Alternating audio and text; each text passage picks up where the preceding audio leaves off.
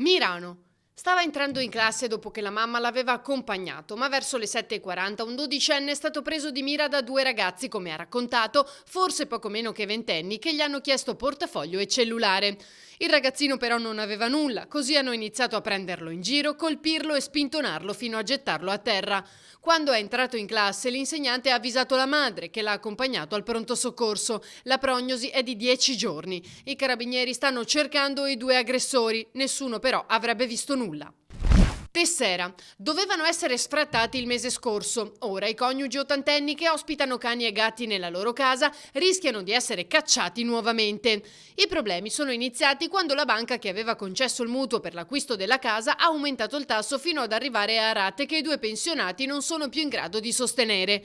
Ora l'istituto di credito ha intenzione di appropriarsi della casa dopo aver ottenuto un'altra ingiunzione di sfratto. Come l'ultima volta, gli animalisti sabato manifesteranno davanti alla casa dei due anziani per tentare di ottenere un'altra proroga.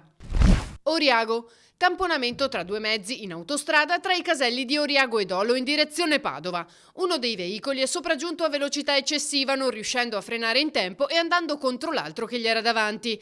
I due mezzi, uno dei quali un furgone, si sono messi a traverso bloccando lo scorrimento del traffico. Inevitabili i disagi alla circolazione con almeno 2 chilometri di coda.